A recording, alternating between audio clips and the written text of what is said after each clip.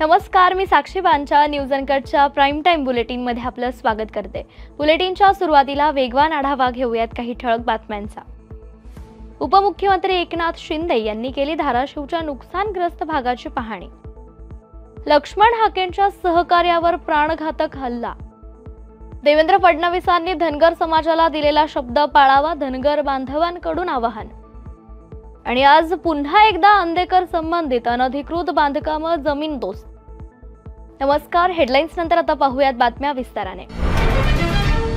धाराशिव जिल्ह्यात पावसामुळे मोठ्या प्रमाणात नुकसान झालं असून मदतीचा हात पुढे आला पाहिजे, यात राजकारण करू नये असं मत राज्याचे उपमुख्यमंत्री एकनाथ शिंदे यांनी धाराशिवच्या कारंजा भागातील भेटीदरम्यान व्यक्त केलंय। उपमुख्यमंत्री एकनाथ शिंदे यांनी परांडा तालुक्यातील नुकसानग्रस्त भागात बोटीने प्रवास करत पाहणी केली आहे। यावेळी त्यांनी शेतकऱ्यांना सर्वतोपरी मदत करणार असल्याचं आश्वासन दिलंय।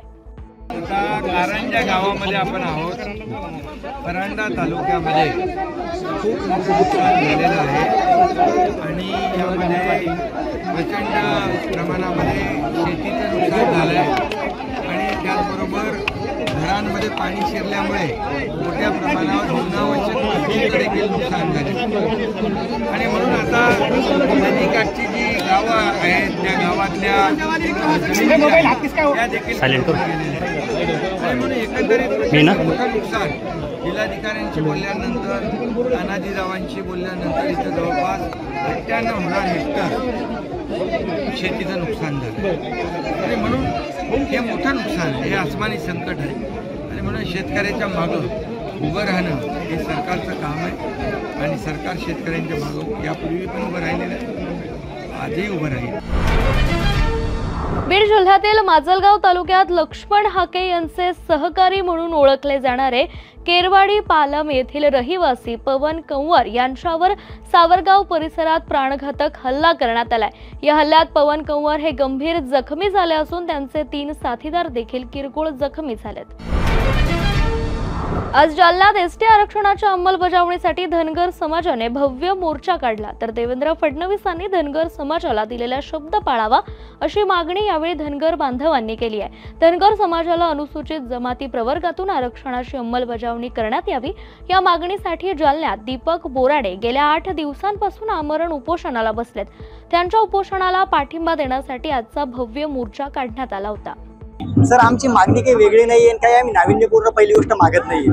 जे घटनादत्त आम्हाला आरक्षण मिळालेलं आहे, जे एसटीच्या अंमलबजावणीमध्ये 36 नंबरला जी ओराम धनगर समाजाची जी जात आहे, म्हणजे त्या ठिकाणी धनगरच्या जागी धनगर झालेला आहे, एवढी घटना दुरुस्ती करून आम्हाला आमचा जो आरक्षण आहे, जे आमच्या हक्काचं आरक्षण आहे एसटी अंमलबजावणीचं, हे सरकारने आम्हाला आरक्षण देऊन टाकावं, ते लागू करावं, त्याची अंमलबजावणी करावी। 2014 साली ज्यावेळेस आदरणीय देवेंद्र फडणवीस साहेब बारामतीला काही आमच्या धनगर समाज बांधवांचं उपोषण सोडण्यासाठी गेले होते, त्यावेळेस त्यांनी आम्हाला शब्द दिला होता की आम्ही ज्यावेळेस सत्तेत येऊ त्यावेळेस पहिल्याच कॅबिनेटमध्ये तुम्हाला आम्ही एसटी आरक्षण लागू करू। म्हणजे आम्ही मागतच नाहीये, मुळात हा प्रश्न तुम्ही समजून घ्या, आम्ही आरक्षण मागत नाही, आम्ही फक्त एवढंच मागतोय की आमच्या जे एसटी आरक्षण आहे त्याची अंमलबजावणी करा। मुळात धनगर एसटीचं आपलं जे शेड्यूल ट्राईब असतं त्याची मुळात काय असतं, त्याची पूजा पद्धती वेगळी असावी, तो जंगलातमध्ये राहणार असावा। आमची पूजा पद्धती सुद्धा वेगळी आहे, आम्ही निसर्ग पूजक आहोत, त्यामध्ये काही दुमत नाहीये। आम्ही शेतामध्ये प्राण्यांची पूजा करतो, आमचं दैवतही वेगळं आहे, आमचं सगळं काही वेगळं आहे। आम्ही मुळात एसटीच्या ज्या परिपूर्ण गरजा असतात त्या सर्वांमध्ये आम्ही ऑलरेडी बसतोय सर, आम्ही वेगळं मागतच नाहीये।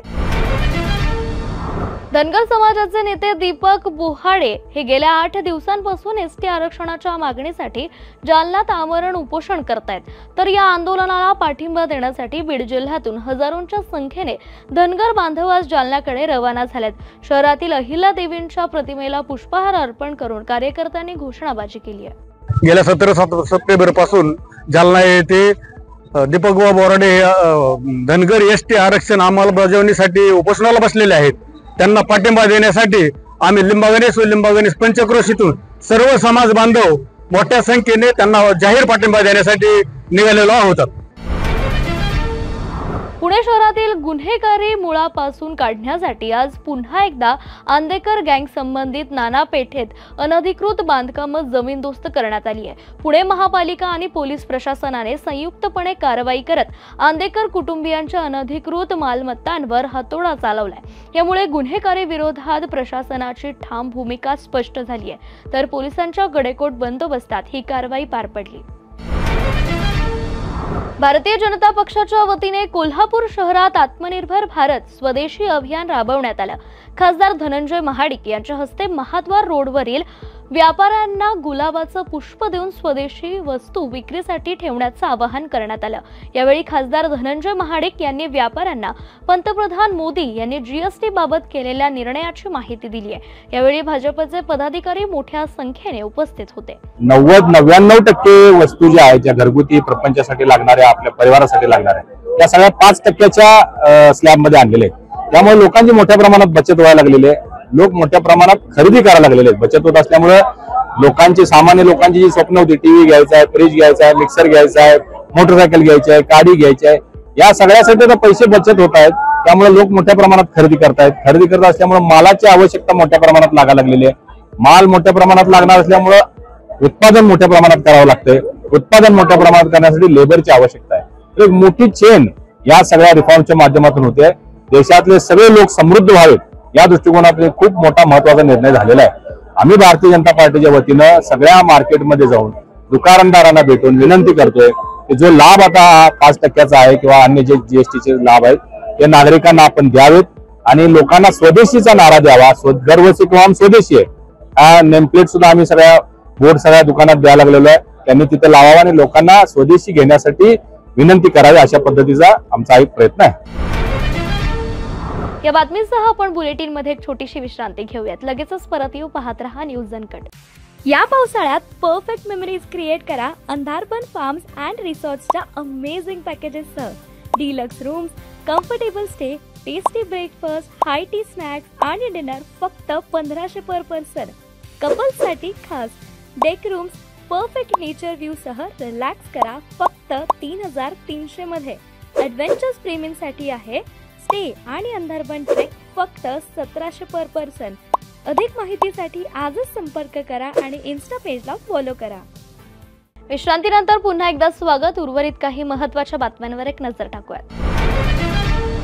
श्री संत ज्ञानेश्वर महाराज पालखी महामार्गावर फलटण जवळील राजुरी टोलनाक्याविरोधात सर्वपक्षीय कार्यकर्ते एकवटलेत। या टोल वसुलीमधून फलटण आणि माळशिरस तालुक्यातील स्थानिकांनी माफी द्यावी या मागणीसाठी शुक्रवारी फलटणमध्ये सर्वपक्षीयांचा मोर्चा आयोजित करण्यात आल्याची माहिती कार्यकर्त्यांनी दिली आहे। तर तालुक्यातील शरद पवार गट, शेतकरी संघटना, प्रहार, मनसे, आम आदमी पार्टी आणि ठाकरे गटाच्या वतीने हा मोर्चा आयोजित करण्यात आला आहे। नमस्कार। सातारा आणि सोलापूर जिल्ह्याच्या सरहद्दीवर असणारा फलटण तालुक्यातील भवाननगर राजुरी येथील टोलनाका आणि या टोलनाक्यावरून सर्रासपणे या फलटण तालुक्यातील शेतकऱ्यांची व तेथील स्थानिकांची पिळवणूक होते। ही पिळवणूक थांबावी यासाठी फलटणमधील जे स्थानिक राजकीय सर्वपक्षीय नेते एकत्रित आलेले आहेत, त्यांची या टोलनाक्याबद्दलची जी काय भूमिका आहे ती आपण या ठिकाणी जाणून घेऊया। नमस्ते। नमस्कार। काय सांगाल या टोलनाक्याबद्दल? हा टोल नाका आपल्या सरहद्दीवर फलटण तालुक्याचा झालेला आहे आणि ह्या टोल नाक्यामुळे सर्वसामान्य शेतकरी, गोरगरीब, वंचित, शोषित सगळ्यांचंच नुकसान झालेलं आहे। हा टोल नाका फलटण तालुक्यासाठी पूर्ण मोफत करावा, नाहीतर ह्यासाठी मोठं जन आंदोलन उभं करून आम्ही टोल नाका बंद पाडणार। तर शुक्रवारी या ठिकाणी फलटण तालुक्यामध्ये जन आंदोलन पाहायला मिळणार आहे। न्यूज अनकटसाठी आनंद पवार, फलटण। सोलापूर जिल्ह्यातील अनेक भागात अतिवृष्टीमुळे मोठं नुकसान झालंय, तर पुराच्या पाण्याने अनेक गावं प्रभावित झाली आहेत। शिवाय हातातोंडाशी आलेलं पीक कुजून नष्ट झालंय। त्यामुळे सोलापुरातील पूरग्रस्तांच्या मदतीला आता कोल्हापुरातील जिल्हा आपत्ती व्यवस्थापनासह व्हाईट आर्मीचे पथक देखील धावलेत। व्हाईट आर्मीकडून पुराच्या पाण्यात अडकलेल्या 100हून अधिक पूरग्रस्तांना सुरक्षित बाहेर काढण्यात आलंय। तर कोल्हापूर जिल्ह्यातल्या पूरस्थितीवेळी सोलापूरकर मदतीला धावले होते। आता सोलापूर संकटात असताना कोल्हापूर त्यांच्या मदतीला धावल्याचं पाहायला मिळालं। नमस्कार। आपत्ती व्यवस्थापन कोल्हापूर यांच्या आदेशानुसार सोलापूरमध्ये आलेल्या महापुरात गेले 2 दिवस झाले मोहोळ, माळ, करमाळ, कुंडुरवाडी ह्या तालुक्यातील आलेल्या महापुरात जवळपास 80 लोकांना आम्ही जीवदान दिलेलं आहे। हे करत असताना आपत्ती व्यवस्थापनाचा अनुभव घेऊन ज्या गोष्टी आपण आपल्या कोल्हापूर जिल्ह्यात ज्या लोकांना रेस्क्यू करतो त्याच्या विपरीत तिथं पाण्याला प्रवाह, पाण्याला वेग हे दृष्टिकोनाचं भान ठेवून लोकांना रेस्क्यू करण्यात आम्हाला अडचणी भरपूर आले, तरीसुद्धा आमचा अनुभव व तिथं आलेले पूर, पहिल्यांदा आलेला पूर, त्या माध्यमातून लोकांचे रेस्क्यू करण्यात आम्हाला सोपं गेलेलं आहे.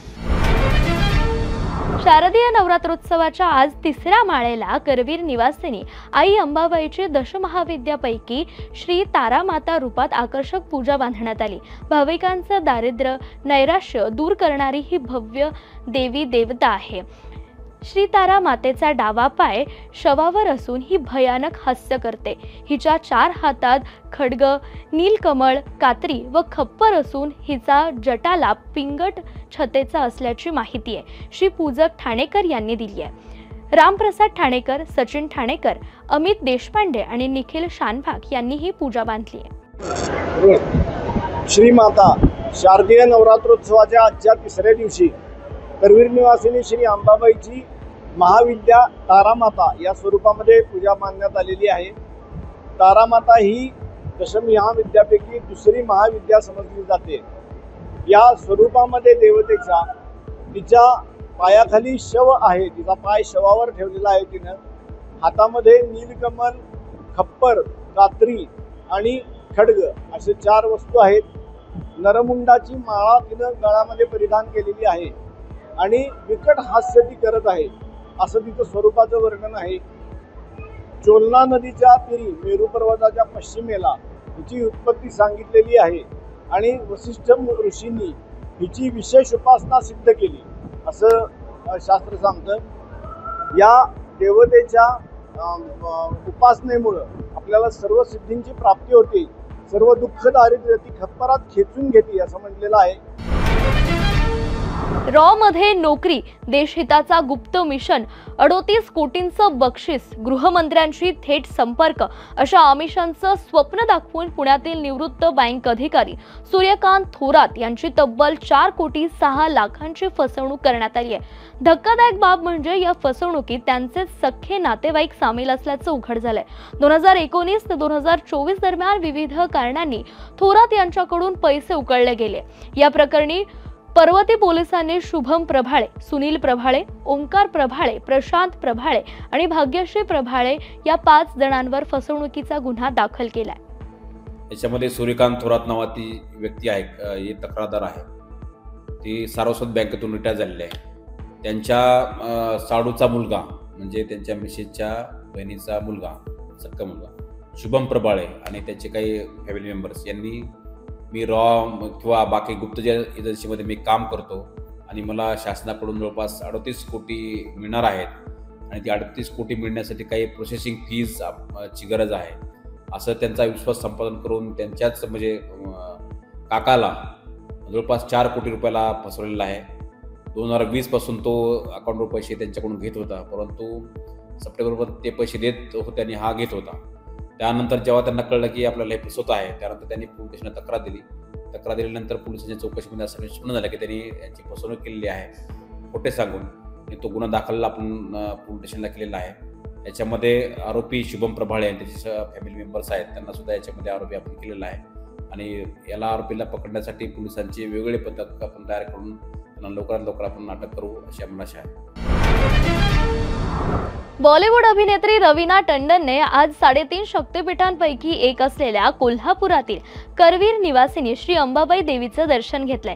टंडन यांनी देवीची खाण नारळाने ओटी भरली आहे, तसंच मंदिराबाहेरील कोल्हापुरी दागिन्यांची खरेदी देखील केली आहे. यावेळी रवीना टंडन दर्शन घेणार असल्याने मंदिर परिसरात सुरक्षा व्यवस्थाही वाढवण्यात आल्याचं पाहायला मिळालं. या बातमीसह प्राईम टाइम बुलेटिनमध्ये इथेच थांबूयात. अशाच ताज्या बातम्यांसाठी पाहत रहा न्यूज अनकट.